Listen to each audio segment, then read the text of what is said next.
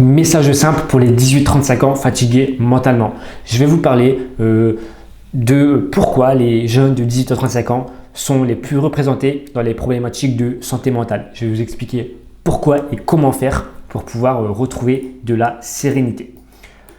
Ok, donc j'ai fait une recherche sur les 18-35 ans et la santé mentale et je me suis rendu compte qu'il y a énormément de choses qui ressortent à ce sujet, notamment qu'il y a 32% des 18-24 ans qui ont un trouble de la santé mentale et que c'est plus 11 points par rapport à l'ensemble de la population. Je me suis aussi rendu compte que c'était un sujet qui était fortement présent et que c'était aussi une grande cause nationale en 2025, de parler de la santé mentale. Donc c'est quelque chose que le gouvernement a mis en place et si le gouvernement l'a mis en place, c'est forcément parce que derrière, il y a vraiment des signes que cela s'amplifie et que cela a des répercussions. Et donc le constat que j'ai pu faire avec toutes ces recherches, c'est qu'il y a beaucoup de jeunes qui sont épuisés mentalement. Dans la prochaine slide, on va voir l'une des raisons et ensuite on ira chercher comment faire pour pouvoir retrouver de la sérénité et une meilleure santé mentale. Et l'une des premières raisons, c'est le temps d'exposition aux écrans.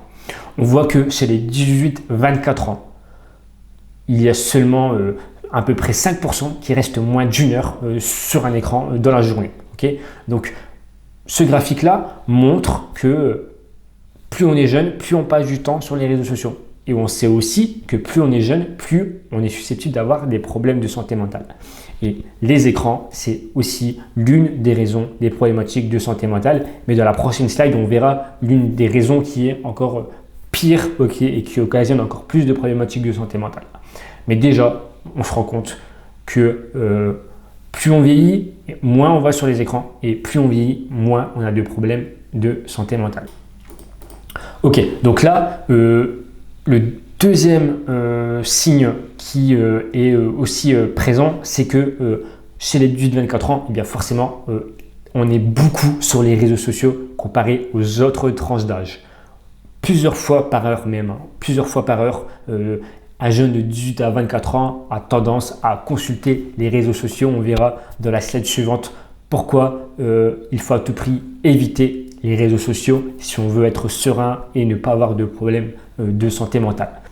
Ok, donc les conséquences. Quelles sont les conséquences de rester longtemps sur les réseaux sociaux, en tout cas plus que la norme?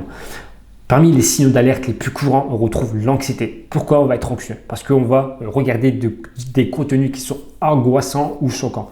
Okay, ça peut être tout simplement parfois des vidéos sur l'actualité en France. On va aussi avoir de la pression sociale liée à la recherche de validation, notamment via les likes, les commentaires ou encore les abonnés qu'on va comparer à ceux de notre entourage. Okay, on va aussi avoir de la dévalorisation de soi parce qu'on va comparer constamment notre vie avec celle des autres.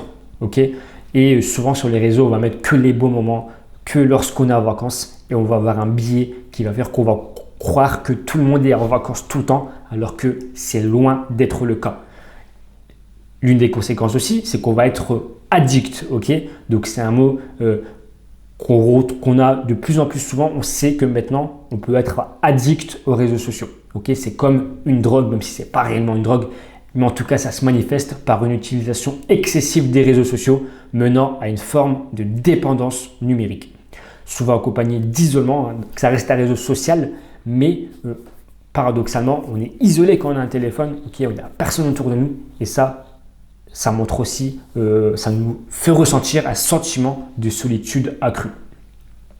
On va aussi développer des troubles de l'attention, donc ça sera plutôt sur les contenus courts qu'on va consommer, liés à l'hyperstimulation constante des réseaux, donc les vidéos courtes, comme j'ai mentionné, les notifications, le multitâche. Donc voilà, ça va fragmenter l'attention et ça va rendre plus difficile la concentration sur une tâche prolongée, que ce soit chez les étudiants qui vont avoir du mal à se concentrer, que ce soit juste sur celui qui va vouloir regarder un film de 2 heures mais qui est habitué à regarder des contenus de 20 secondes.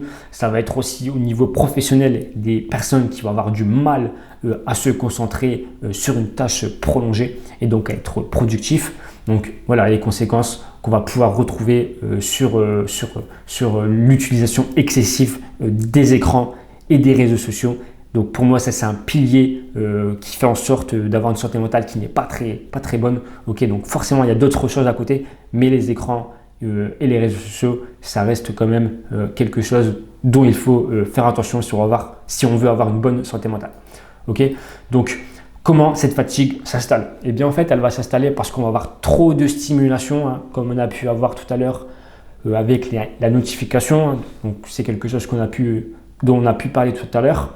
On ne va pas avoir de récupération réelle parce qu'on va regarder son téléphone à la fois le soir, au matin, à midi. Eh bien en fait, on va toujours être submergé par toutes ces informations qui sont la plupart du temps inutiles. Okay, donc voilà, ça va faire de l'accumulation silencieuse, à la fois d'anxiété par rapport au contenu que regarde, de comparaison aux autres.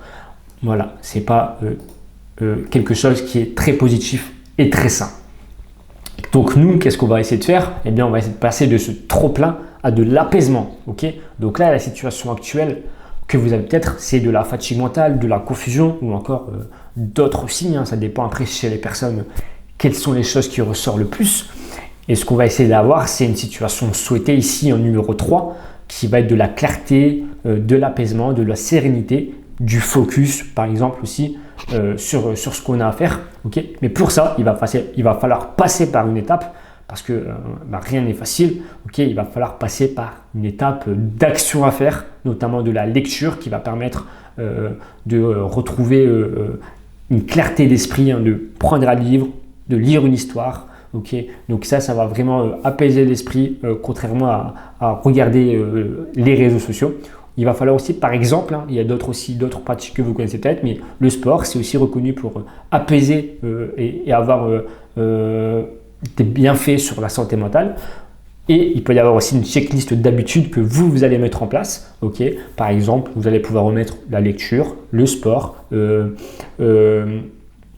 faire de la méditation, prendre une douche froide, tout ça, c'est des choses qu'on peut additionner à un ensemble de routines qui va vous amener dans le bon sens quant à votre santé mentale. Okay, donc, c'est pas si compliqué que ça, c'est pas coûteux, il faut juste être assidu, faire de la lecture par exemple 30 minutes à 1 heure par jour, faire du sport si possible quotidiennement, ou en tout cas avoir une activité physique et avoir ces habitudes qu'on va mettre en place pour pouvoir justement gratter du temps sur les réseaux sociaux.